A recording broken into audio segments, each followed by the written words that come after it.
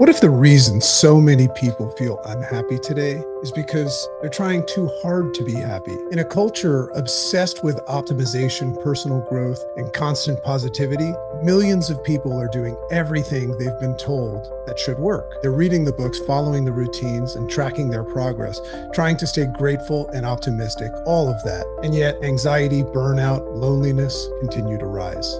My guest today believes that the problem may actually be a direct pursuit for happiness itself. Tal Ben-Chahar is one of the world's leading voices in positive psychology and the author of this amazing book, Happier No Matter What. His course on happiness at Harvard became one of the most popular classes, and I think he was known as one of the most popular teachers in the university's whole history. And his work has helped millions of people rethink what it really means to flourish and be happy.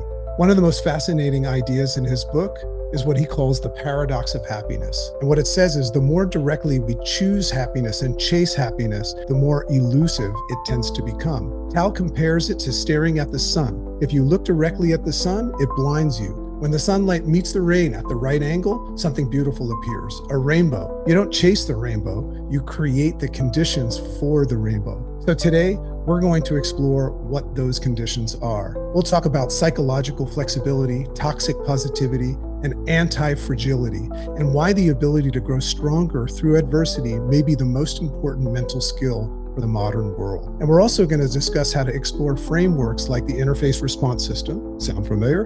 Perceive, pause, process, proceed. And we're going to talk about how that can help people navigate stress in an uncertain world. So I want to welcome to the Dragon's Lair and the Make Sense with Dr. JC podcast, Mr. Tal Ben-Chahar. My name is Nick Hutchison of Book Thinkers. Hi, this is Dr. Oz Garcia. This is John Lee. My name is Dr. Wendy Suzuki. Hey, this is Richard Dolan. This is Jason Pfeiffer. This is Todd Herman. My name is Georgia Clare. This is Nir Ayal. My name is Chris Bailey. And this podcast makes sense. Or reaching that pinnacle. And when they get there, they are not just disappointed, they are distressed because they really believe that that is what would make them happier. And for me, the first such point, when I realized that something was off in the cultural model of success and happiness is when I was working towards the Israeli National Squash Championship. So just this happened when I was 16, almost 17. And I'd started playing at 11, and I remember distinctly thinking when I was 16 years old, so before I'd won the championship, what am I going to do with my life when I no longer have squash? Because it was all-consuming. It's the only thing I wanted to do and was interested in. Yes, I went to school and I worked relatively hard at school, but because of my parents, not because I was interested in school. Right. It was all about squash for me. And for years, I had struggled with anxiety and with stress. And I knew that when I won the Israeli National Championship, this anxiety and this stress and this unhappiness would be over. It was, for me, as clear as day follows night. And then I won the national championships. And I was ecstatic. Happier than I'd ever been before for 4 hours. And after 4 hours, the exact same stress and anxiety and unhappiness returned. Now, then I had an excuse. I said, well, it's because it's only the Israeli National Championships. I need to win the World Championships. And I continued along, with the same process. All I need to do is win the World Championship, and then I'll be happy. Now, I never got to win the World Championship. However, I attained either goals, whether later it was academic goals or financial goals. And each time I believed, and again, it was more than a belief. It was so clear to me that this is what I needed to do. Just succeed and then you'll be happy. And I succeeded and I was happy, ecstatic for a few hours, maybe a couple of weeks, and then back to the same grind. I ended up writing about it. I called this the arrival fallacy. The arrival fallacy is the false belief that when you arrive at a certain point, then you will be happy. Then you will be all set. Then you can finally achieve that serenity or calm or whatever it is that you're looking for. It's an illusion. As you pointed out, we always struggle. It becomes easier not easy. We become happier, not attain this constant bliss. Certainly not as a result of an outcome, of an achievement, of an arrival. I'm not one to blame, but whose fault is this? Whose fault is this? One of the things that I like to point out, I teach people something called the interface response system, which is just about first acknowledging that most of what we think and feel and perceive is not necessarily what we think, feel, and perceive. It's something that's been taught to us. And, I find that whenever something's wrong with my car, I always blame the manufacturer. I find that we do that as humans as well, right? So I don't know if I can trace it to its origin of my parents. I mean, they played a role in paying it forward, but where does this illusion come from? Whose idea was this? I would assume that you have some sort of knowledge in, the origins of this idea of setting happiness as a goal. So I don't think there is any one person to blame. In fact, I know that there isn't just one person to blame. It's a systemic error, meaning a cultural error, meaning it's something that our parents and grandparents and great-grandparents were born into. I don't know, does it come from Adam and Eve? Maybe. But what I certainly do know is that it's all around us, that it's pervasive, especially in the West, but not only. I see more and more students who are, coming from countries that historically, I think, had a better understanding of what happiness is, but they have bought into this, I guess, Western orientation of success equals happiness. That's the mental picture, the schema that most of us have. And it's not just for us, it's also for our kids. If you ask parents, what would you most want for your kids? Of course they would say, I want them to be happy. I mean, who wouldn't say that? And yet they put so much pressure on them to get into that university and to get that job and to reach that destination, because they truly believe that for their children to be happy, they have to, check those boxes. This is the most fascinating part of all of this, because the body of my work is just acknowledging how we're kind of going around exhibiting habits and behaviors that have to some degree been conditioned, and we've been persuaded to think certain ways. So I love that. Just off the cuff, have you ever identified a culture that is not like that?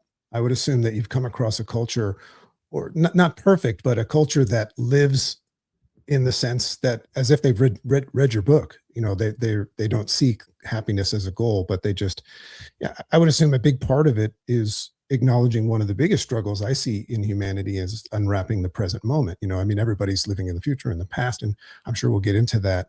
But have you come across cultures that are pretty close? Yeah. So I'm going to answer this indirectly. One area of my research revolves around leadership, whether it's in organizations, in schools, political leadership.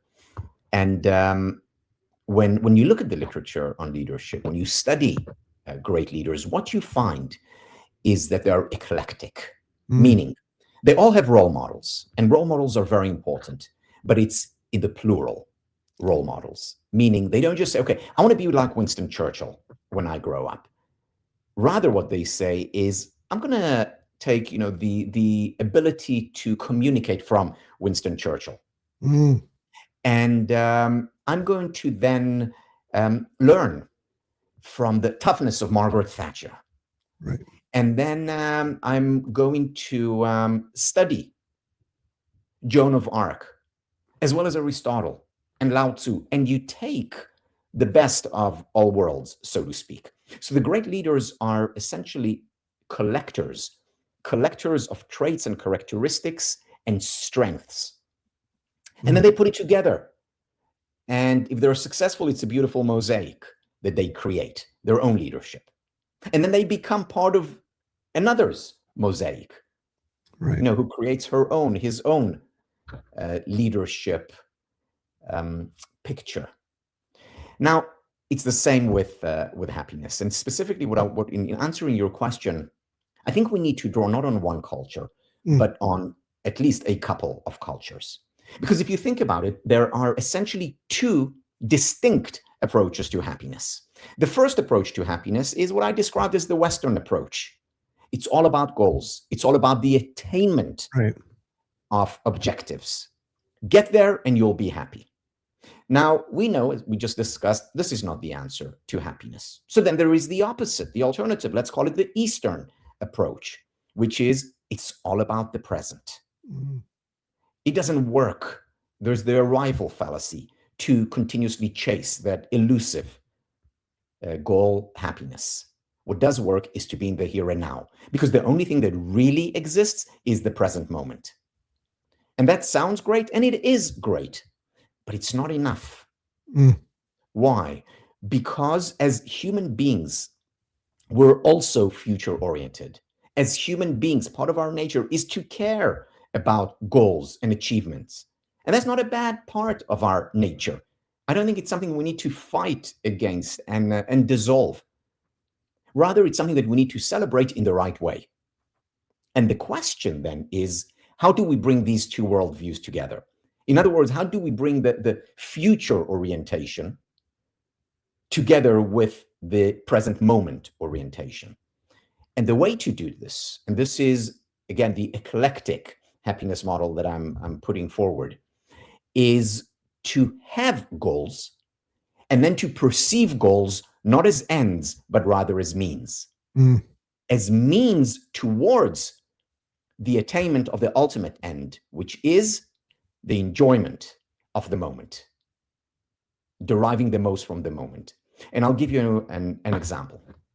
So let's say I have a goal, an objective of publishing a book by July 1st, 2028. As soon as I have that goal, I know what I want to write about, I begin to write. I begin to put in, say, for me, 3 hours a day into writing. Now, when I'm writing, I have that goal in mind, but I can let go of it. And I can just focus on what I'm doing right now, which is sitting in front of my computer and writing. Given that I have that goal, I'm liberated to enjoy the present moment, to experience what Mihaly Csikszentmihalyi, the psychologist, calls flow, or in scientific terms, an autotelic experience. To be present, to be in the here and now. And when I'm present, when I'm in the here and now, I derive a great deal of both joy, enjoyment, as well as I'm performing at my best. So it's peak performance and peak experience. But I'm only able to do it, I'm only able to derive the most from this moment when I'm writing, thanks to the fact that I have a goal that liberates me to enjoy the here and now. Because if I wake up in the morning and I don't have a goal, I'll meander. Well, should I write? Or, well, maybe I should stay in bed. Or should I watch a movie? Or how about procrastinating doing this? So it's having that goal that directs me, that focuses me on whatever it is that I need to do. And then I can fully enjoy, make the most of this moment. So the long-term goal, July 1st, 2028, publish that book, allows me to enjoy right now, right here, as I'm sitting and writing. And that's how these two worldviews come together. Goals are important. We are future-oriented beings as well. But they're important not as an end in itself. I'll be happy when I reach that goal, but rather as means. I can be happy when I'm striving towards that goal, when I'm focusing on doing what I care about so much, what's meaningful to me, what matters to me. Well, I'm just so tempted to ask you right now what your long-term goal is. So, if there is one. Oh, of course. I almost always have a long-term goal because I know that they liberate me and help me enjoy the here and now. So what I'm doing right now is we launched a PhD in happiness studies. I noticed that. And this is a lot of work to put together the courses. And this is what I do when I wake up in the morning. So before I got on this call, this is what I was doing, working on a course which is a survey course of the field of happiness studies. And I was so into it that I almost missed the time to get on this call, which is always a good sign, and which is also why I have an alarm to remind me. So, I mean, right now I'm in a state of gratitude that, I almost want to invite my mother into this conversation right now to say that, this guy like had to set an alarm to remind himself of this show. First of all, a couple things. I've never heard anybody pronounce Mihaly's name as perfect as you. That's the first thing I want to say. I mean, like, I don't know if anybody can do it like that. Yes. So, JC, it took a lot of work and effort. And just so you know, extra credit on some of my exams, tests in college was to spell Mihaly Csikszentmihalyi. Oh my God. Well, I guess that's why I never got into Harvard. What's interesting is I'm hearing you, and this is what's most fascinating to me, because we're in a jacuzzi experience right now. People could read your book and listen to you talk and kind of think that they've got it. But then once they go back out into the world, it's the integration of these concepts and putting them into play because of the robotic nature of our subconscious. But it almost seems like, because you were talking about different cultures, and I was thinking, like, how would the Dalai Lama answer this question? I'm sure it would be a pretty profound answer. I actually met him one time, but it's almost like happiness is a process. And I would assume that the Dalai Lama would just say, I am happiness. But what he would be saying is that he's in the process of being happier all the time. It's the process. One of the things that I teach that is happening in my podcast studio, my office right now in real time, is I have what I call my board of directors. And on the wall, I mean, we've got Gandhi, we've got Nelson Mandela, we've got Martin Luther King, we've got Jean-Claude Keely, who's one of my idols. And what I love to do is always look to them and run things by them. Obviously, they're not alive, but I know quite a bit about them. And it made me realize that right now in this moment, Tal Ben-Chahar is one of my board of directors. And I'm in the process of maybe getting happier by speaking to you. And one last thing, I've never met an Israeli national squash player. So, today's a very special day. So I want to get into, I love paradoxes. And I know you speak about this often, but one of the ideas that immediately stood out to me and kind of stopped me, and I'm a speed reader, so that's a lot when I stop, is this paradox of happiness. And that's this idea that the more directly we chase happiness, the more likely we are to undermine it. I love that idea. And I resonate. So my question is, what does the direct pursuit of happiness, or why does the direct pursuit of happiness so often lead people to frustration instead of something like fulfillment? Yeah. So this paradox is very important. And again, just like there is the misconception, the wrong idea around what will bring us happiness in the form of success, so do people so often, so many of us, make the mistake of pursuing happiness directly. We know from research, and this is research by Iris Moss and others, that if we wake up in the morning and say to ourselves, okay, I'm going to be happy, or as so many teachers even advocate, just make a decision to be happy. Make happiness a value and then pursue it. This in and of itself will actually make us less happy. So we need to understand how it is that we can become happier, if not by directly pursuing it, by valuing it. Think of the following analogy. You go out and it's a beautiful sunny day and you want to enjoy the sun. So what do? You look up at the sun. What happens when we look at the sun directly? We hurt ourselves. What happens is that we begin to tear up.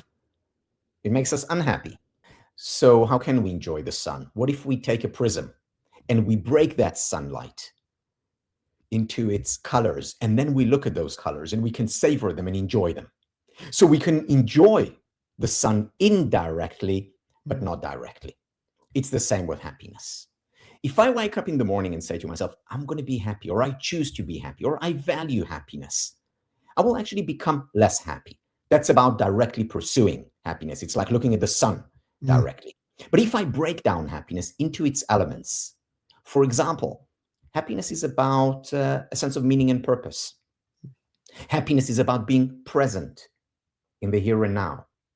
So if I pursue something that is meaningful to me, I will increase my happiness levels. That's an indirect way of pursuing happiness. Or if I practice meditation, I will become happier. Or if I exercise regularly, that's another indirect way of increasing happiness. Or if I spend quality time with my loved ones, I will become happier. So the goal when I wake up can be to spend more time with my loved ones, to maybe meditate for 10 minutes, to go to the gym. And doing those things will make me happier. They're an indirect way of pursuing happiness. They are like looking at the colors of the rainbow, indirectly looking at sunlight. So that was one of my favorite things. I mean, I've heard you talk about this on many, many shows, and obviously the book, and that would be the colors of the rainbow of happiness. And I just think that, and I want to speak on this a little bit for the listeners, just to make sure that they don't just like carry a card around in their pocket that says Spire. But just grasping that idea of looking at the sun is just such a perfect analogy. And then looking at the rainbow, I would love you to just now jump in and break down those elements, because it's chunkable. A lot of people after these, they become very inspired and they're knowledgeable and they've learned. I always say that learning is nothing more than a distraction in the absence of action. So I'm very, very action oriented. By the way, you know where I got that from? Near IO. Well, indistractable.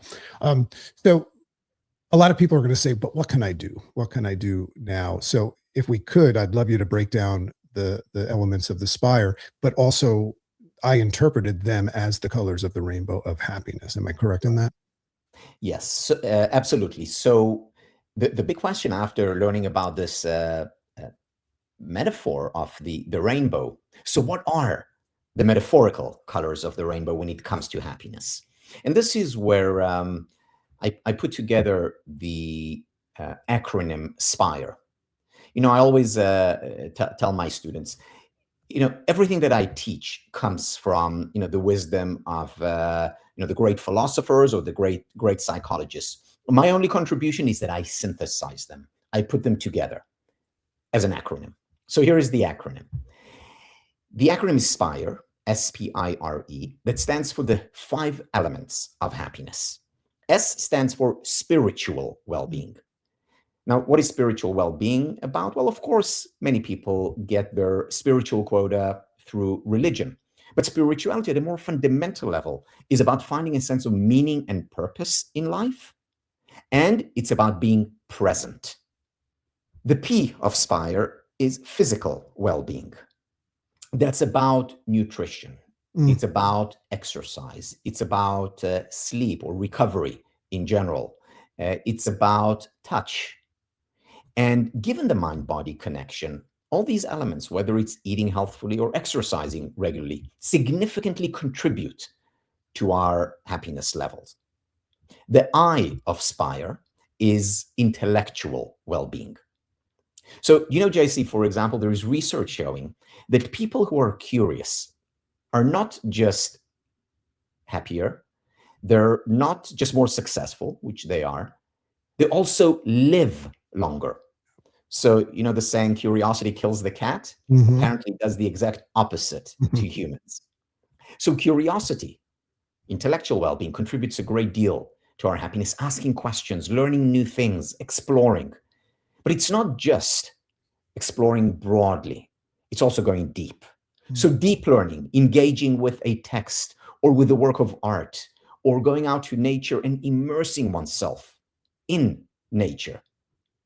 These contribute to our intellectual well-being and our overall happiness. Then we get to the R of SPIRE, relational well-being. Number one predictor of happiness, quality time we spend with people we care about and who care about us. And that could be our romantic partner, it could be our families, it could be our friends, it could be colleagues.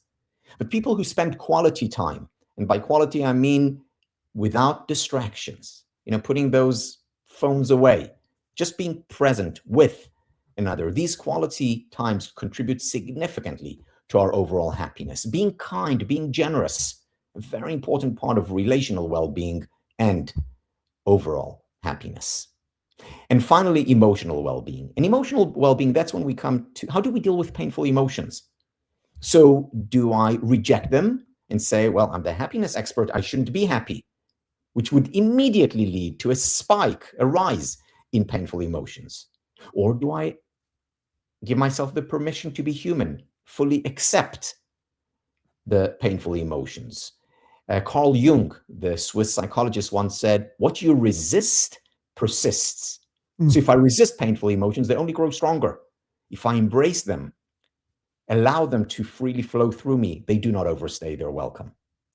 Emotional well-being is also about learning to cultivate pleasurable emotions, expressing gratitude. You know, Oprah was right. Keep a gratitude journal. It will make you happier.